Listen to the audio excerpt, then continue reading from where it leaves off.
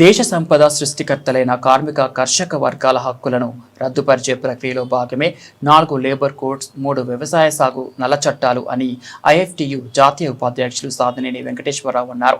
కేశముద్రం మండల కేంద్రంలోని స్థానిక హరిహర ఫంక్షన్ హాల్లో సంస్థ రాష్ట్ర అధ్యక్షులు ఐ కృష్ణ అధ్యక్షతన ప్రారంభమైన ఐఎఫ్టియు తెలంగాణ రాష్ట్ర స్థాయి రాజకీయ శిక్షణ తరగతులను వెంకటేశ్వరరావు ప్రారంభించారు. ఈ సందర్భంగా ఐఎఫ్టియు జాతీయ ఉపాధ్యక్షులు సాధనేని వెంకటేశ్వరరావు మాట్లాడుతూ కేంద్ర రాష్ట్ర ప్రభుత్వాలు ప్రధానంగా కేంద్ర బీజేపీ ప్రభుత్వం అనుసరిస్తున్న ప్రజా వ్యతిరేక ఫాసిస్ట్ విధానాలను ప్రతిఘటించే ఉద్యమాలు ముందుకు వస్తున్న నేపథ్యంలో ఆ ఉద్యమాలను అణచివేయడానికి బాధిత ప్రజా సమూహాల ప్రజాస్వామిక హక్కులను ప్రధానంగా జీవించే హక్కును హరించే కుట్రలో భాగమే 3 నూతన నేర చట్టాలు కేంద్ర ప్రభుత్వం ముందుకు తెచ్చిందన్నారు. అది కార్మిక వర్గమైనా కర్షక వర్గమైనా పీడిత వర్గమైనా ఆ వర్గాల తరఫున ఉద్యమాలనే సృష్టించే లక్ష్యంతో నిర్ణయించుకొని పనిచేసే శ్రామిక బంధువులారా మిత్రులారా, ఇవాళ జరుగుతున్న పరిణామాలను మనం పరిశీలిస్తే ఒళ్ళు జలధరించే పరిణామాలు జరుగుతున్నాయి. శ్రామిక వర్గం 140 సంవత్సరాల క్రితమే రక్తాన్ని ఒడిపి తమ చొక్కాని చింపి రక్తంతో తడిసిన చెట్టుని ఎర్రజెండాగా మన చేతికిస్తే 8 గంటలు సాధిస్తే దుర్మార్గమైన ఈ పాలకులు ఇవాళ 12 గంటలు తీసుకొస్తున్న పరిస్థితి కనబడతా ఉంది.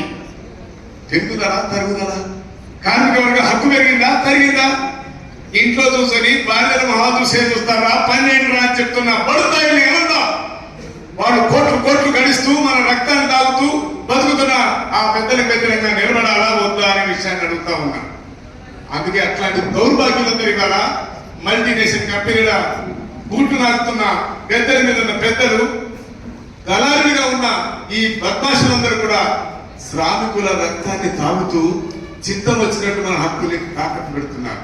సిగ్గులేని ఈ ప్రభుత్వం కరోనా సమయంలోనే 49 మన చట్టాల్లో 34 మన చట్టాల్లో 29 చట్టాలని 4 కోర్సుగా మార్చింది. యూనియన్ పెట్టుకునే హక్కులు రద్దు చేసింది, ఇన్స్పెక్షన్ చేసే ఇన్స్పెక్టర్లు రద్దు చేసింది, శ్రామిక వర్గ హక్కులన్నీ రద్దు చేస్తూ ఉంది. కార్మికుల 10 గంటలు పెంచింది, మహిళలు రాత్రిపూట డ్యూటీకి అవసరం లేదన్న చట్టాన్ని మార్చింది.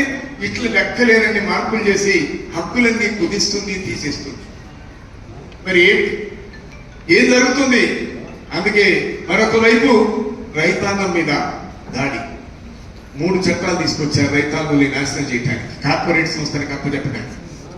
సంవత్సరం 3 నెలల పైన పోట్లాడి బార్డర్లోనే కూర్చోబెట్టి 700 మంది చనిపోయిన తర్వాత ఆ చట్టాలని వెనక్కి మళ్లించారు, కానీ ఇంకా అమల్లోకి కోరుకొని పరిస్థితుంది.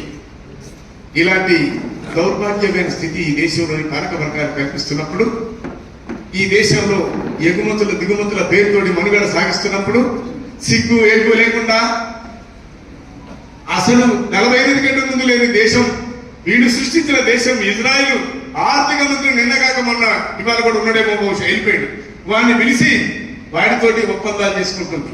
చిన్న పిల్లల్ని సైతం చంపేస్తూ అసలు లేని దేశం అక్కడ సృష్టించబడి అక్కడున్న స్థానికుల్ని బాబు రారా అంటే ఇంట్లోకి వచ్చి ఇల్లే రాదని ఇజ్రాయిల్ కూర్చున్న వైనాన్ని, గాజాను ఆక్రమిస్తున్న వైనాన్ని మనం పరిశీలిస్తే అంతర్జాతీయంగా జరుగుతున్న పరిణామాలు అర్థమవుతున్నాయి.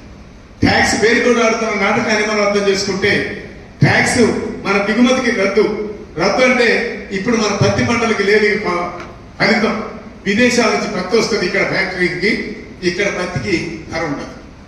మన ఎగుమతులు ఎట్లాగో లేవు, ట్యాక్స్ ఎక్కువ వేశారు కాబట్టి ఎగుమతులు లేవు. దిగుమతి మీద సుంకాన్ని తగ్గించడం వల్ల భారతదేశంలో సృష్టించబడే సంపద కూడా విలువ లేకుండా పోయే పరిస్థితికి నెట్టబడతా ఉన్నాం. ఇలాంటి ఒక దౌర్భాగ్యమైన అంతర్జాతీయ స్థితి వాళ్ళ కొనసాగుతున్న స్థితి.